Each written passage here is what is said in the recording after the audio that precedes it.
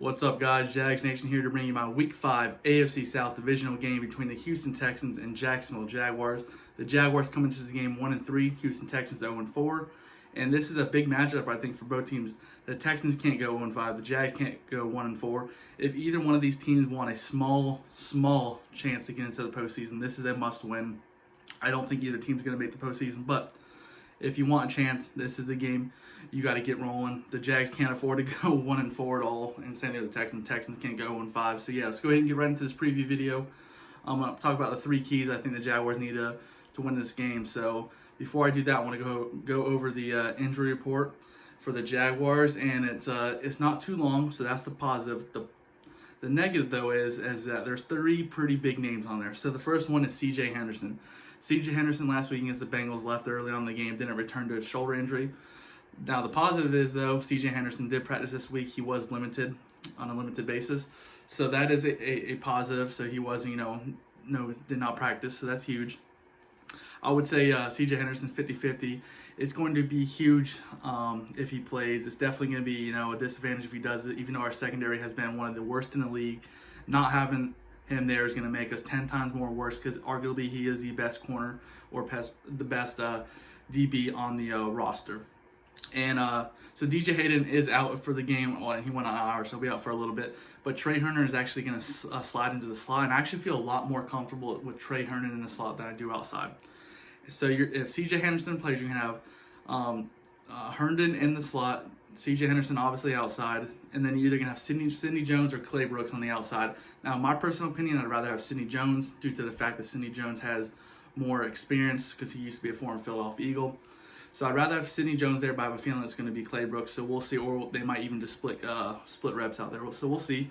Now, also, Jared Wilson might be returning. I don't know for sure, though. If he does, though, that's going to be huge boost for the secondary because he is the captain of the secondary, and he cannot be worse than what we had out there.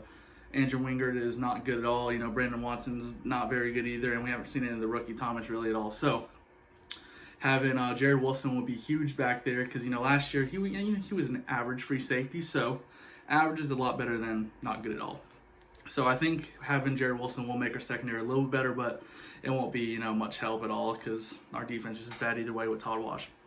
But I'm not going to complain about Todd Wash at all this video. I'm going to try not to.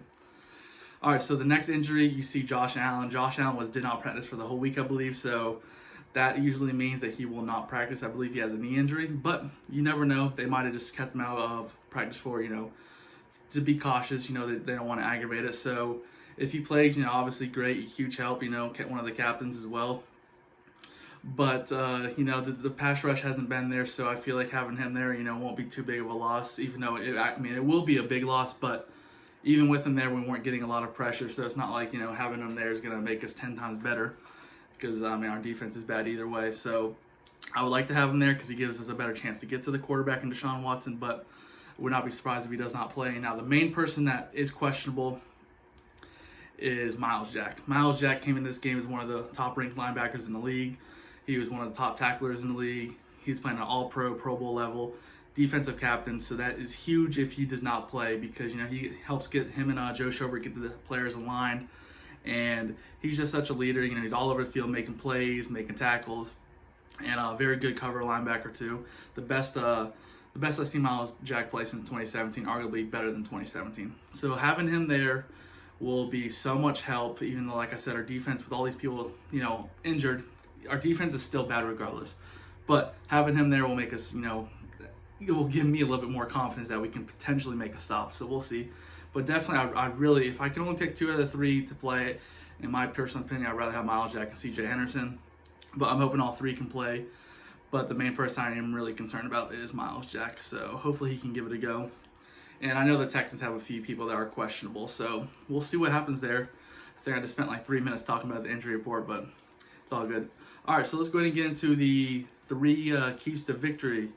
Now, the first key for me is to get the running game going. The Texans are one of the worst at stopping the run. The Bengals last week were one of the worst stopping the run, and it seemed like we got away from the running game. But this week in the press conference, Jay Gruden talks about even if we're down, we're going to keep running the ball, keep running the rock. So that's going to be huge because I think you need to give James Robinson about anywhere from 20-25 carries, in my opinion. Texans struggle heavily stopping the run. They're not very good defensively. So you need to take advantage of that. Let Minshew not throw as much, especially the way Minshew's been playing. Minshew playing inconsistent. So if we can get that running game going, that's going to definitely make play action a lot easier and better for Minshew. Like you give Robinson 20, 25 carries and also maybe give him 5 or 6 catches because he can catch in the backfield. So get James Robinson going as much as possible. Either do some outside runs, inside. He can do a little bit of everything. So I think the main thing for this game is to get James Robinson going and try not to make Minshew throw 40 times a game. Because let's be honest, most quarterbacks, you don't want to throw 40 times a game. If you can have a running game, I think having a running game, yeah, it's a passing league, but I think establishing the run is one of the most important priorities on offense because that leads to play action. It leads to the defense guessing, not always, they're just going to pass the whole game so we don't have to rush as much. So, or, you don't have to focus on stop and run. So, in my opinion, get James Robinson going is the number one key to victory. Number 2 is to contain Deshaun Watson. Deshaun Watson is a very good quarterback, in my opinion. You can see by, obviously his stats and what he's done with the Texans so far last year. They are struggling a little bit this year because they are 0-4, but we'll see how much that was on Bill O'Brien or if, maybe they're just not that good. The Texans do have a few pieces on offense. They have Brandon Cooks. They have Will Fuller. They have some decent tight ends.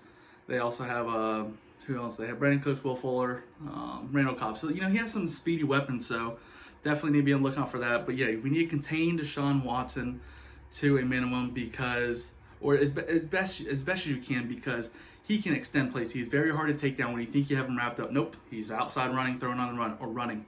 So, he's mobile. He can throw on the run. He's very athletic. He's very accurate. So, you need to try to get to him as much as possible. He's taken a lot of, hits, a lot of sacks. And the offensive line for the Texans, is very inconsistent. They do have a great left tackle, in my opinion, Laremy Tunsil, who they traded for from the Miami Dolphins last year. Was it last year? Yeah, it was last year, I think, yeah. So, or was it the year before? I can't remember if it was 2018, 2019, but they gave a lot of draft capital for Laremy Tunsil. So, he's a good left tackle. There are some other decent offensive line pieces. So, but yeah, you need to contain Deshaun Watson because he can extend plays. And either way, I think he's going to tear our secondary apart. It's just my opinion. The way our defense is played, I think it's going to be a high-scoring game. He's probably going to put up 300, 400 yards. Or, total for the Texans, anywhere from 300 to 400 yards for the Texans. He'll probably throw anywhere from 250 to 350 based off of what I've seen from the first 4 games from the Jaguars defense. So, contain him as much as possible. He can throw some interceptions, so if he can force him to throw interceptions, that will be huge. So yeah, that's my second key, is to contain Deshaun Watson's best of your ability. It's going to be hard, but you got to try it. You got to try. Not much I can really say there. And then the third one for me is more so for Gardner Minshew. Gardner Minshew last week, even the Miami Dolphins game, he left the pocket too early. He left a clean pocket multiple times. The Jags this season have allowed 13 sacks. 7 of the sacks have been on Gardner Minshew from running into people or just, trying to do more with his feet when he has a clean pocket and runs around and ends up getting himself sacks. So all I ask for Gardner is, first thing is try not to throw 40 times. Obviously, that goes in the offensive coordinator.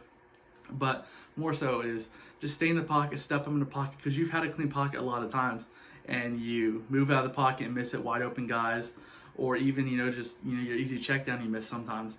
So just Gardner being more consistent in the pocket and throwing the ball, because when he's out of the pocket, he can be inconsistent at times, but he's had a clean pocket, so he just needs to stay still. He's gonna have J.J. Watt coming at him, but like I said, Texans don't have the best defense right now, and they're not getting to the quarterback that much either. And I don't think they have forced a takeaway this season. So do not turn the ball over and try to be more consistent. That's all I ask, because I think Gardner Minshew has all the tools to be a good quarterback in the league, but we haven't seen him, everything come into place. One game he'll have a great game, next game he will be off, and have a good quarter, then a bad quarter, good quarter, then a bad quarter. We just need more consistency from him, and that way, we can stop the Trevor Lawrence or Justin Fields talk. So my three keys for victory are James Robinson, get him going, contain Deshaun Watson, and for Gardner Minshew to be more consistent and stay in the pocket more. Those are my three keys. And more so for Gardner is that, like I said, the Texan defense is not good, so he should be able to, hit his receivers with Chark, LaVisca, Cole, and all that. So yeah, I mean that's basically it. I think it's going to be a high-scoring game, a crucial game for both teams. If the Jaguars can go 2-3, they're 2-1 in the division, so that's a huge plus. The Texans can't afford to at all go 0-5, and I expect maybe around like a 34-30 score. I'm not gonna make a prediction, but if I had to, I'd probably say the Texans would win or probably will win. But do not be surprised if the Jaguars pull out the upset. So yeah, that's my video. Please subscribe, and I'll probably bring my recap either Sunday night or Monday like I usually do. So go Jags.